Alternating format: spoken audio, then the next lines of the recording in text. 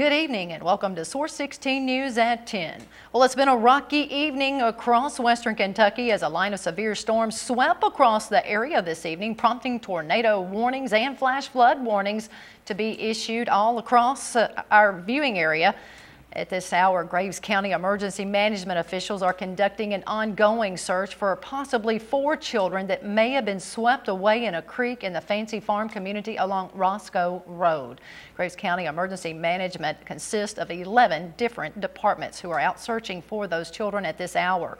We've also been getting reports of the damage this evening from across the area. Just as we were getting ready to go to air, there was a lightning strike that hit a house on John Rivers Road in Christian County. It was a vacant home, and emergency personnel are en route to the scene of that at this hour. In other news, across Christian County, there were some reports of carports blown away across the area and power outages around 7:55 in northern Christian County in the Quisenberry Lane area. As you see here, the weather spotters reported winds up to 65 miles per hour that snapped these poles. Of course, those are utility poles, and we had power outages and power reportedly out on Dawson Springs Road and Gilkey Lane. General Manager Steve Buttram traveled to Princeton Road and Whitty Lane, which brought you this video, and reported 10 on the road. 3 utility poles had snapped, roofs had been blown off, and the storm, of course, moved through in about 10 minutes. The boys district tournament was evacuated for about an hour and resumed around 9 o'clock. A shed was reported down on Katie's Road, and of course all these reports are in Christian County. Debris was reported half a mile north of Happy Hollow Road off Princeton Road, Highway 91, and crews are still working on several snap poles on the Princeton Road. Brent Gilkey, Pennyroyal Rural Electric spokesman, told Source 16 that 520 Christian County customers are currently without power. He also reported between 8 and 10 utility poles were snapped in that Happy Hollow and Whitty Lane area. 295 customers in the Gracie and Cerulean area are without power at this hour. As we move across the state, again, debris and the damage reports are continuing to come in. The Fulton County Sheriff Department reported power outages. At this time, we're unsure how many were affected. Around 7:22, the Graves County Sheriff Department reported southern Graves County had trees down, power lines down, and structure damages. Also, US 45, US 62 Jackson Street was closed at the viaduct in Paducah between Joe Clifton Drive and Lone Oak Road due to flooding. Mayfield Police reported some downed power lines. The Hickman County Sheriff's Department reported a tree took out some power lines on 58 East Mayfield Road, causing some power outages. Also, around 7:39, some trees were reported down in Carlisle County. At around 8 o'clock, Marshall County reported several trees blown down, several roofs blown off, and several metal buildings had been blown around. Also in Callaway County, strong winds. They reported strong winds and hail, but no damages were reported. Around 8:22, Kentucky State Police say in Graves County several structural damages, power lines, trees down across the county. Crews are working at this hour on the downed trees associated with a tornado in the Water Valley area, and that is an unconfirmed tornado. Along Purchase Parkway around the 25-mile marker, large overpass sign became detached and was on the roadway. It's now on the side of the road. Kentucky State Police also reported minimum trees down across Lyon County.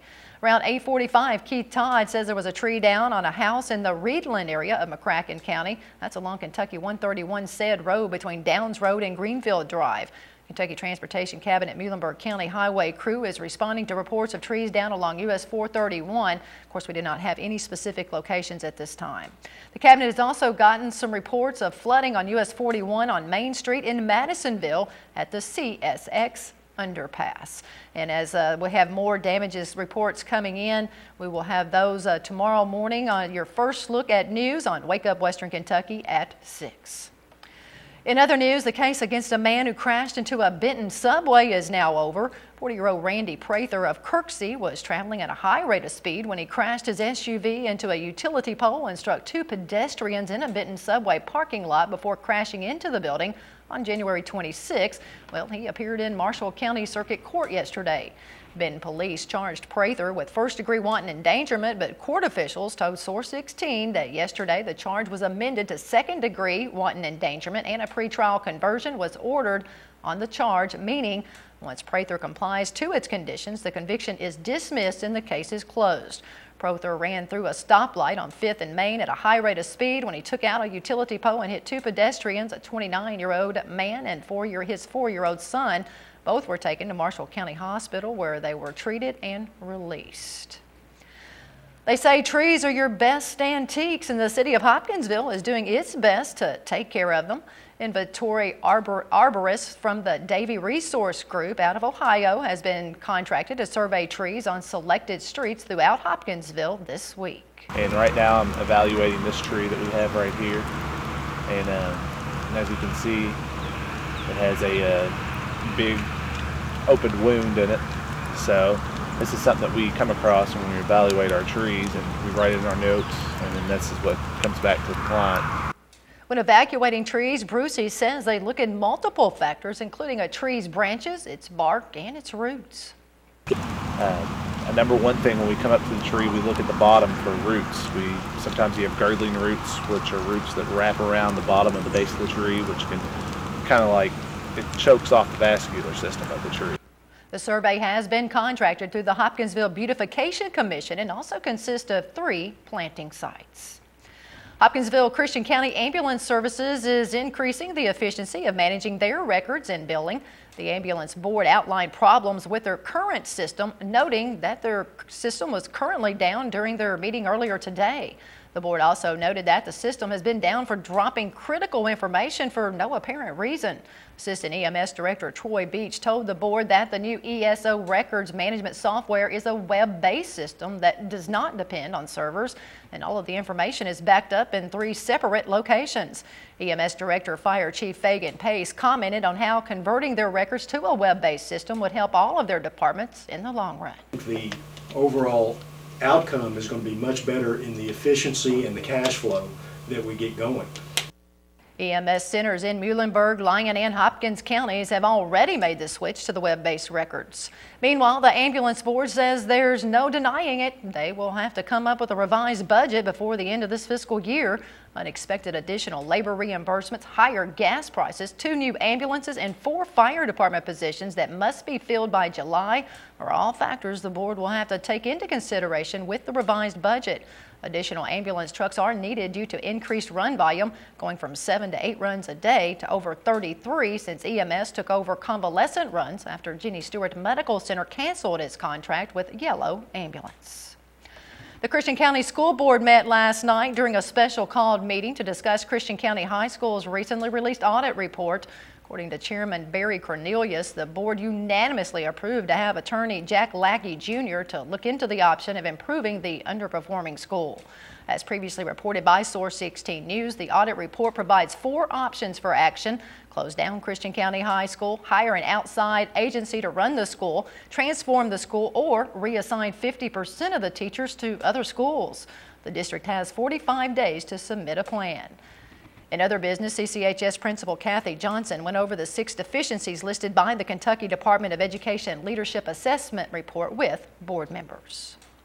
In other news, Lindsey Wilson College dedicated a new Western Kentucky regional office this afternoon. According to Regional Academic Director Martin Wesley, quote, "This regional office will allow us to better serve our students in this area. It will also allow us to expand our services to Fort Campbell soldiers and residents." In addition, Wesley says the office will serve as a free counseling clinic for Hopkinsville Community College students and area residents.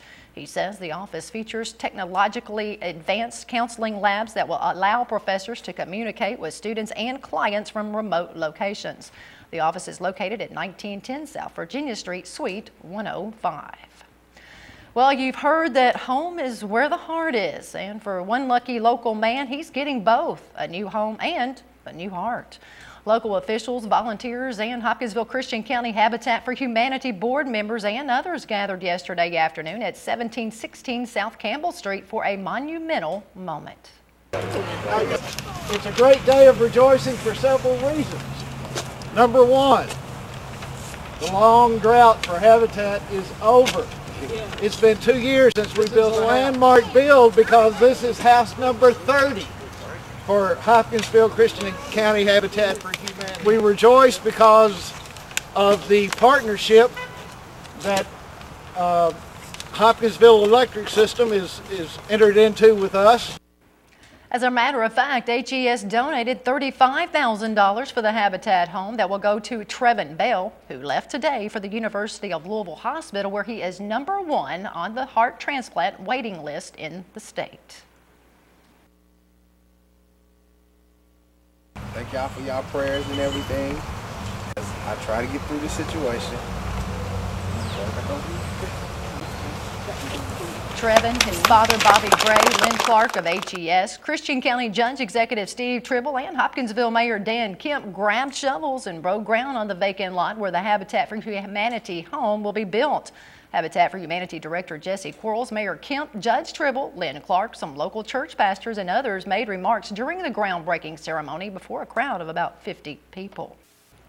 Here's some good news. The city of Oak Grove celebrated a new addition yesterday. City officials and residents attended the grand opening of the Colleen R. Ox Oak Grove Public Library. It was dedicated to former Oak Grove Mayor Colleen Ox and is located in the Oak Grove Community Center. Oak Grove City Librarian Mike Jones talked about how it will benefit Oak Grove residents. Not a lot of people know about this area, or what this center provides, and I'm going to do, everything in my power to, help them get the most out of their lives, whether it's finding a job or just going on Facebook or coming in here, just to relax from, the rigors of the day. The library has been 4 years in the making and was funded by the Oak Grove nickel tax. Clarksville police are asking for the public's assistance to identify a suspect in a robbery that occurred earlier this week. Spokesman Officer Jim Noel reports the robbery occurred Monday night around 9 o'clock at the House of Brews at 1920 Madison Street when a robber entered the business, pointed a shotgun at the clerk, and demanded money. According to the report, the robber then fled the store after receiving the money and then pointed the shotgun at a customer who pulled up outside the business. Officer Noel says the suspect is possibly a white male about 6 feet tall, thin build, and was wearing black pants, black hoodie, and black gloves. Anyone with information is asked to contact the TIPS line at 1-931-645-8477. Taking a look at Friday's Mega Millions jackpot, it's up to $76 million, and Saturday's Powerball jackpot is $184 million.